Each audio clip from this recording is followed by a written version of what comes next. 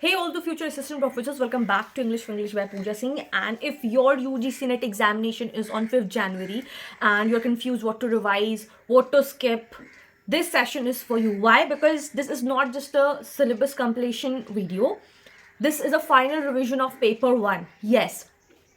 And in this video, we are going to revise like top 50 important questions from all 10 units of UGC NET paper 1 with clear logic, traps explained so that you can attempt paper 1 with the confidence, right?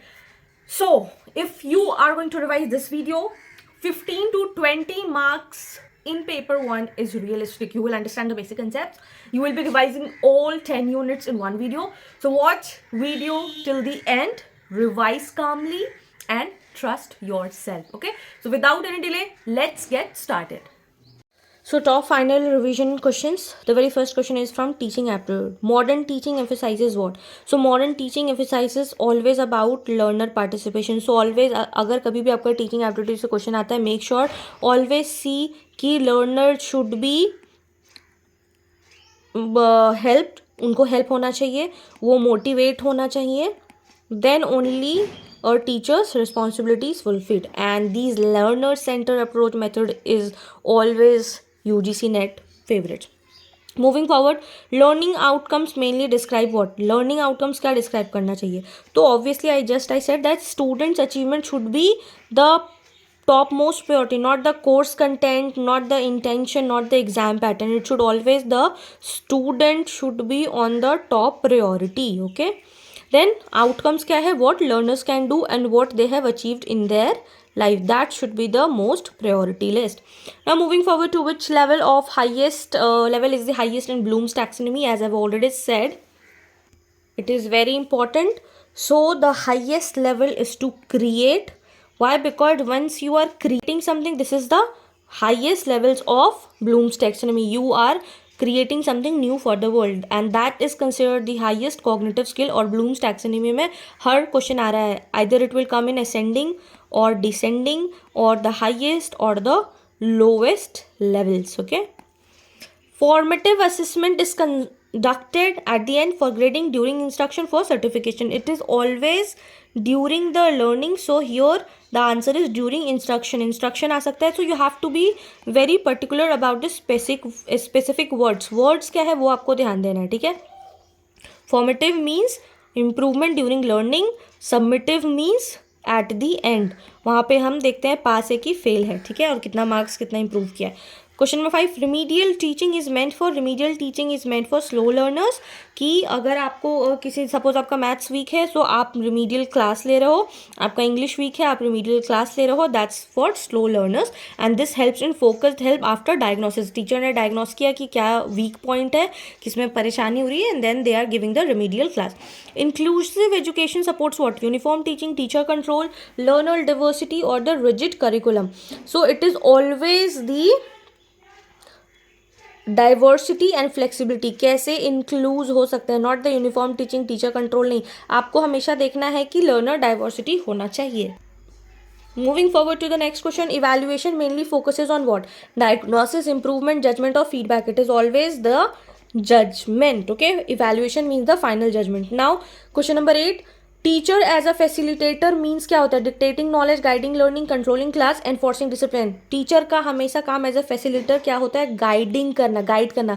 Dictate negative word है, control negative word है, enforce करना is भी negative. You always have to find the positive points and then you have to move. अगर teaching aptitude का question है और relate कर रहा है आईसीटी से, always go for the positive thing जिसमें लर्नर का इंप्रूवमेंट हो. फैसिलिटेटर गाइड है, डिक्टेटर नहीं है. ठीक है.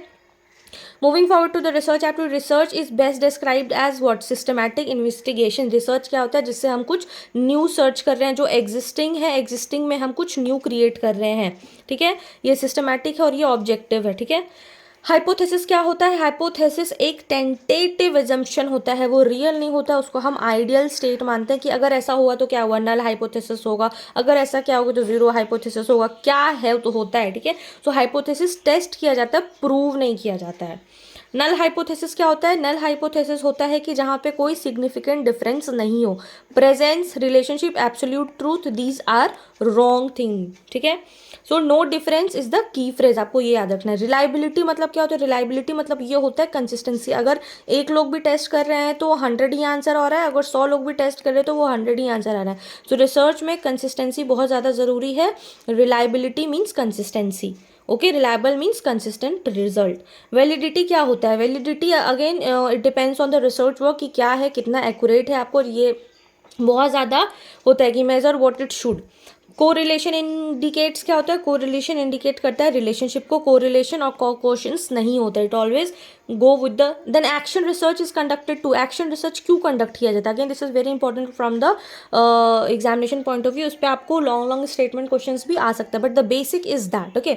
Action research solve classroom problems, theory develop नहीं करना है, टेस्ट लॉज नहीं, पब्लिश पेपर्स नहीं, हमेशा क्लासरूम का प्रॉब्लम जो भी इनिशिएट होता है उसको सॉल्व करना। It is a teacher oriented and the practical question. Now moving forward to question number 16, experimental research involves what? Experimental research क्या इन्वॉल्व करता है? It involves the variable manipulation. Experiment science से है, numbers का होगा, ठीक है। प्लेगैरिज्म क्या होता है? Again citation, review, कॉपिंग without credit या फिर editing. It is कॉपिंग without credit.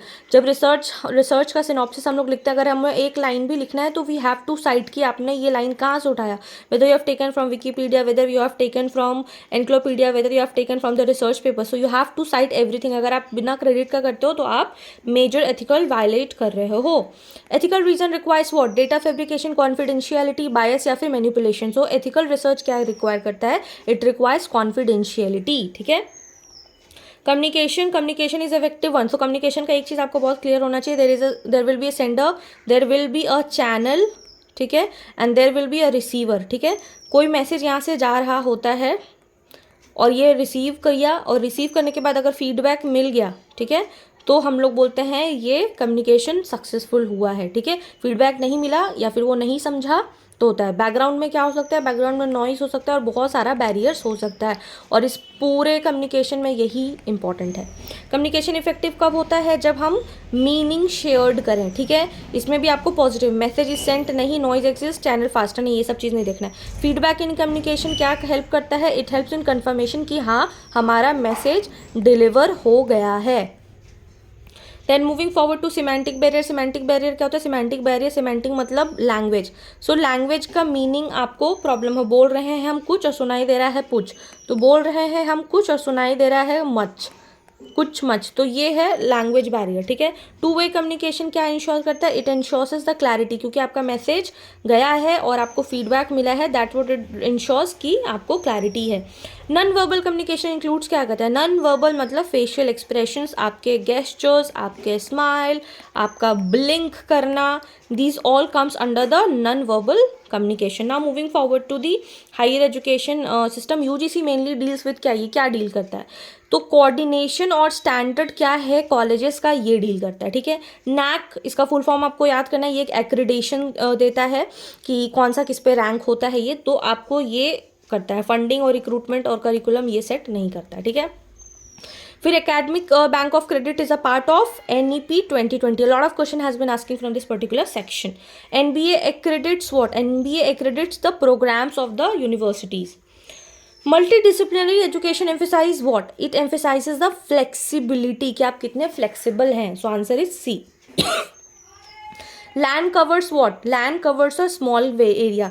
फिर होता है मैन, मेट्रोपॉलिटन एरिया किसी सिटी में, और वैन होता है, तो सबसे पहले आएगा लैंड, फिर मैन, फिर वैन, ठीक है। ये वर्ल्ड, ये सिटी, ये रूम, ठीक है। इसका असेंडिंग और डिसेंडिंग ऑर्डर ऑलरेडी 3 जनवरी के फर्स्ट शिफ्ट और सेकंड शिफ्ट में आ चुका है। स्वैम क्या है? स्वैम इज अ मूक प्लेटफॉर्म, ठीक है।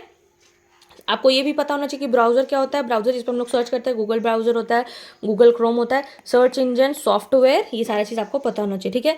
फिर SMTP का फुल फॉर्म भी पूछा जा चुका है बहुत बार, और ये किस लिए यूज़ होता है? ये सेंडिंग ईमेल के लिए होता है। Firewall is used for, it is used for security, ठीक है। फिशिंग रेफर्स टू, अभी बहुत ये 3 जनवरी के सेकंड शिफ्ट में आया है, फिशिंग आया है, फिर से मैलवेयर आया है, फिर वायरसेस आया है। So these are the important thing that you have to refer. Phishing refers to the data, जब आप डेटा चुरा लेते हो, that refers to phishing, okay. Then moving forward to the reasoning plus DI, logical reasoning square of opposition ये आया है आपका, ये क्वेश्चन आया है all birds are apes, no birds are apes, some birds are apes, some birds are not. So इसमें contradictory square of opposition question खोलना है, ठीक है। तो ऑल हमेशा किसके साथ रहता है, सम नॉट के साथ, ये होता है कॉन्ट्राडिक्टरी, और नो किसके साथ रहेगा, सम के साथ। तो A and D are making contradictory pairs, B and C, A D नहीं है, B C है, तो B and C is the answer, correct answer is C।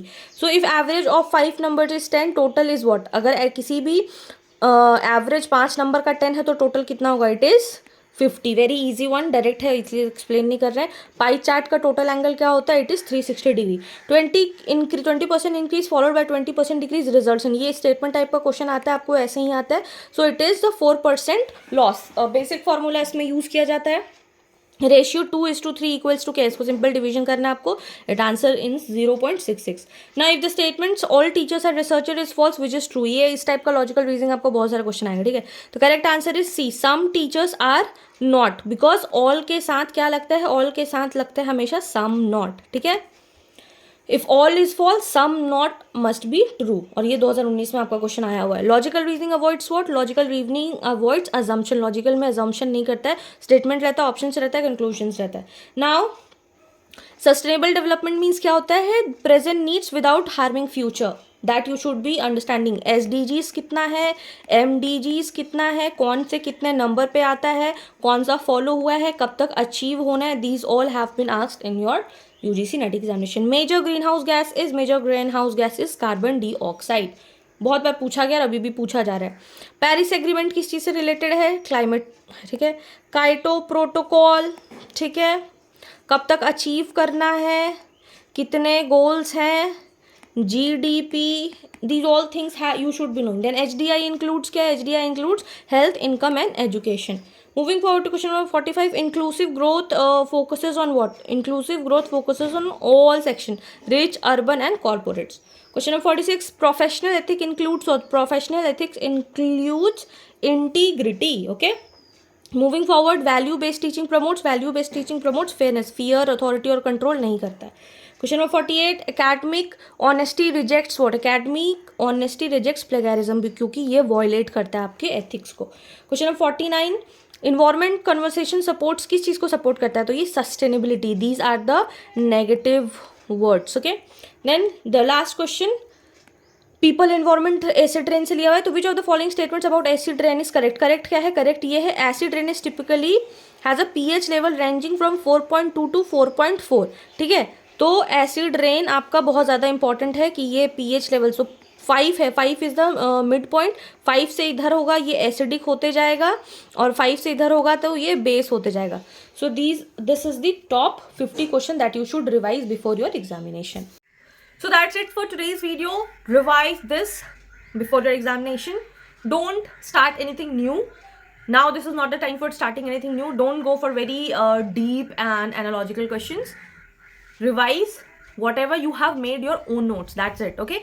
And please take a complete 6 to 7 hours of sleep because your examination is in the morning shift. Eat properly and have your mind positive and manifest good things. You might never know that you can clear your GRF examination also. So yes, if you found this video helpful, do not forget to like, share with your friends those who have their examination tomorrow. And if you're new to this channel, do not forget to subscribe this channel. Till then, keep learning, keep shining. All the best for examination. Bye bye.